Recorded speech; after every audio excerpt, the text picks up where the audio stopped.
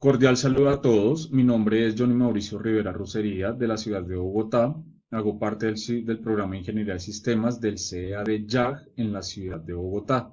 Actualmente me encuentro trabajando como técnico en sistemas y hardware, ya que pues, me dedico a la reparación, venta y distribución de equipos ofimáticos. Con esta carrera pretendo poder dar un salto profesional en mi carrera y dar un mejor servicio. Continuemos. Nuestro trabajo se trata sobre bases de datos, así que empecemos con el concepto de qué es una base de datos. Una base de datos es un conjunto de información relacionada que se encuentra agrupada o estructurada, lo que nos puede detallar los atributos o propiedades de una entidad y tenerlo registrado como tal. ¿Qué es el gestor de bases de datos? Un gestor de base de datos es un programa, un conjunto de programas que nos permiten actualizar, modificar, eliminar o añadir algún atributo a esos datos o un dato a toda esta información que nos pueda sin tener que dañar una base de datos entera o sin tener que buscarlo uno por uno manualmente. La evolución histórica. El ser humano utilizaba las bases de datos casi desde el inicio de sus registros, ya que con estas se llevan los censos, las cosechas, los ingresos financieros, todo lo que el ser humano ha mantenido registrado para mantener una gestión administrativa completa.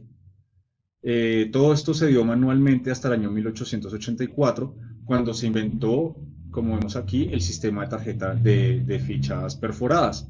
Entonces, cada ficha perforada guardaba los datos de una entidad y con esta máquina que vemos aquí a la izquierda se gestionaban dichas tarjetas. Entonces, él ya podía organizar, principalmente se utilizó solo para los censos, entonces ya él leía los agujeros que validaban la información y con esta información pues nos daba un resultado mucho más rápido sin tenerlo que hacer manualmente.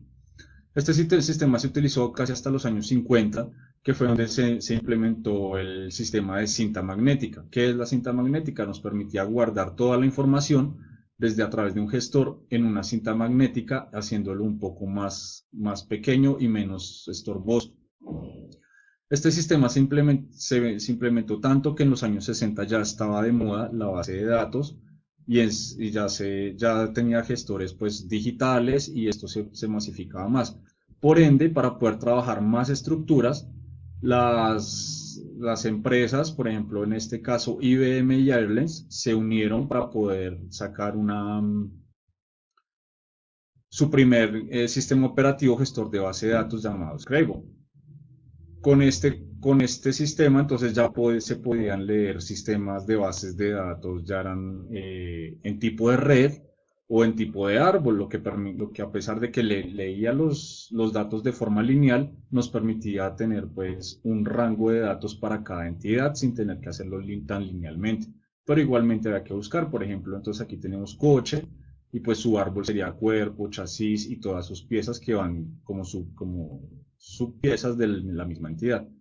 Igualmente, si aquí tuviéramos bicicleta, entonces te tocaría buscar primero la bicicleta, luego el coche y luego entrar a sus derivados. Pero igual ya era una forma un poco más sencilla de acceder a una base de datos. Para los años 70, Oracle fue quien empezó a incluir el término de bases de datos relacionales, lo que esto significaba que pues era un poco más sencillo la administración de bases de datos sin tener que hacerlo tan linealmente. Entonces esto ya nos permitía manejar un poco más ciertos más objetos, relacionarlos más sin que quedaran tan independientes. Oracle en su momento cuando sacó fue uno de los mejores servidores y gestores de bases de datos, porque pues aparte de crear la segunda generación de bases de datos también eran los mejores gestores. Al tiempo se crea SQL Server de Microsoft, quien empezó a darle una fuerte competencia, pero es hasta los años 80 cuando SQL con su propio lenguaje hace las bases relacionales un poco más sencillas, un poco más entendibles, y lo que lo hizo más atractivo es que a la hora de la programación era muchísimo más sencillo. Pues ya Oracle era sencillo, pero SQL lo hizo un poco más rápido, un poco más factible y pues más entendible. Por lo que las bases de datos en su segunda generación ya eran totalmente relacionales. Esto en los años 90 es lo que nos hace surgir el auge de las bases ya 100% relacionales que se crean a través de tablas con filas, columnas, posiciones. Para esto, Microsoft, hacerlo más entendible, más sencillo, más accesible, crea el método Access, los programas Access y Microsoft Excel. Con esto nos permite hacer una base de datos mucho más amplia, mucho más organizada y mucho más sencilla. Entonces, esto es lo que estamos implementando hasta el día de hoy y pues ya actualmente tenemos las bases de datos 100% relacionales, a la diferencia que eran los años 60, que eran bases lineales y demoradas y un poco más complejas. Con el futuro de esto, las tendencias a esto actualmente, por ejemplo, las bases de datos encontramos que ya no simplemente se pueden quedar en un solo servidor, sino que le están utilizando ya servidores en lo que llamamos la nube, que es un servidor en línea que nos permite la conexión en diferentes dispositivos. Entonces ya no necesitamos un server en un dispositivo para conectar un único aplicativo. Entonces podemos subir una base de datos a una nube, por ejemplo, digamos Google Drive o Google Cloud o Azure, Dropbox o cualquier otro gestor de base de datos en la nube, de tal forma que cualquier equipo que tenga acceso a Internet pueda conectarse a la misma base de datos sin crear su propio servidor o sin crear su propio archivo lector de base de datos.